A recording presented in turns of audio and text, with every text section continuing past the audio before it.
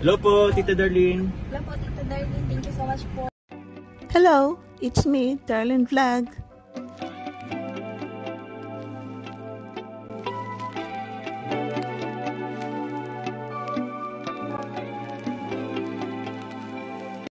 Hello mga Kalingap, mga ka-Chumcar, mga ka-love team dyan sa Kalingap. Kumusta na kayo? Merong hindi inaasang balita, masamang balita po, na isa sa key boys, kami naman ni Kalingap Rob ay na-aksidente. So ito po ay paalala rin sa lahat ng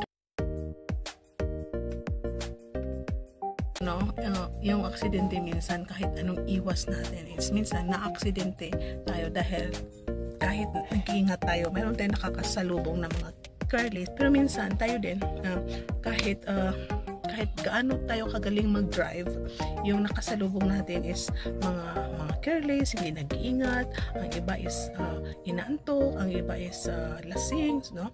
So minsan ang maganda rin sa pag-iingat, kasi sabi nila ay kahit anong ingat mo is na-aksidente tayo. So mayroong na-aksidente, so importante kung if in case man na mangyari yan dahil nag-iingat tayo, at least hindi sa atin nagsisimula yung trahedya. Kasi ang problema kung sa atin nagsisimula ang trahedya, merong nasaktan, merong katulad yan nasawian ng buhay dahil sa atin, sa hindi natin pag-iingat, sa pagka-careless natin. So kahit alam po natin na kahit anong ingat natin, minsan pag lumapit yung aksidente is talagang nangyayari yan. So importante is hindi tayo ang pinagsimula ng problema, hindi tayo ang pinagsimula ng aksidente. So paalala po sa lahat na mga drivers, sa key boys, sa Team Kalingap, sa mga supporters manonood na mag-ingat din po kayo.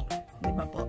So kahit lady driver ka, malalaki ka man, mag-ingat sa pagdadrive ng tricycle, motor, bicycle man, or four wheels man, dahil lahat na yan ay pag dumadaan dito sa karsada is, no, nakakatakot po. Kahit nga yung mga bicycle dyan sa gilid, pag nadaanan ng mga driver na hindi nag-ingat, nako, grabe talaga ang panahon ngayon mga Kalingap na halos araw-araw is mayroong na-aksidente po. Ito rin ang sa akin thumbnail na Jomar, mag-iingat ka. Kasi po, no, ito si Jomar is alam po natin na meron din siyang motor, meron din siyang sasakyan. Kung naalala po natin, ito si Jomar is isang beses na aksidente siya dahil yung feebles at mga stone na parang nadulas lang.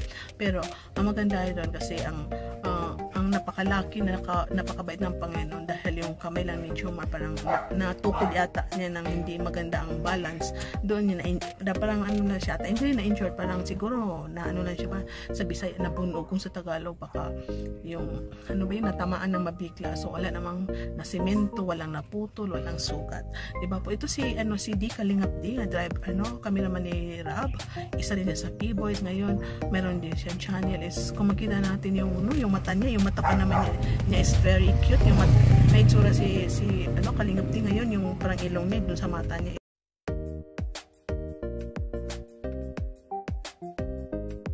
Lang sa ospital ito si Mr. D. Si Kalingap D. At ito adagdag rin sa thumbnail ko na sabi ko, Chumcar, mag-iingat kayo. Kasi siyempre, di ba, ang Chumcar minsan, sumasakay din si Carla at si Jomar. Minsan, katulad pumunta sa Albay, or Nagaba, or dyan sa malapit. Kasi minsan, kahit 1 kilometer, 3 kilometers lang ang biyahe mo, galing ka sa bahay mo, papunta ka sa SM or saan sa palengke, pag may nakasalubong ka talaga na tarantado ng mga drivers is talaga, no? So kahit anong ingat natin is, pag dumating talaga yung trahedya talaga, hindi natin maiwasan. Pero yung sabi ko, importante is nag-ingat tayo, hindi sa atin nagsisimula ang trahedya. So kayo mga Kalingap, nagmamahal sa Kalingap, i-pray po natin si Kalingap D, i-pray natin sinusuportahan ng mga love teams na sana pag-ingat sila sa kanilang pag-drive. Ito rin si Edo, minsan at Biancy, magsama rin sila nagsa-scout, nag-drive, pero may pasok na si Biancy, no? So bira lang sila magsama pag nag-scout.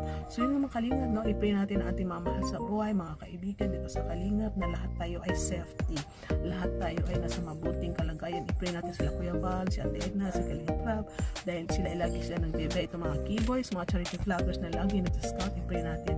Mga reactors, kasi may mga sasakyan din sila, kahit walang sasakyan, i-pray natin sila, no?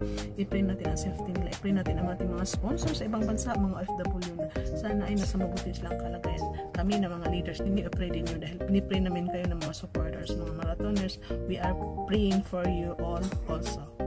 yun nga mga kalingap, no, wala imposible sa prayer. So one kalingap, one family, one for all for one, meaning magkaisa tayo sa pag-pray, no, magkaisa tayo sa ganito na mga situation na kahit wala tayong nababalitaan ng mga problema, pag tayo nananalangin, isalin natin ang ating yung mamahal sa buhay, kamag-anak, kaibigan, at ang kalingap ang ating tinutulungan, sinusuporta ng love teams at mga beneficiary. I-pray natin yung mga OFW na sa ibang bansa. Kaya shoutout sa lahat. Ingat kayo. God bless you and see you in my next reaction video. Bye for now and God bless.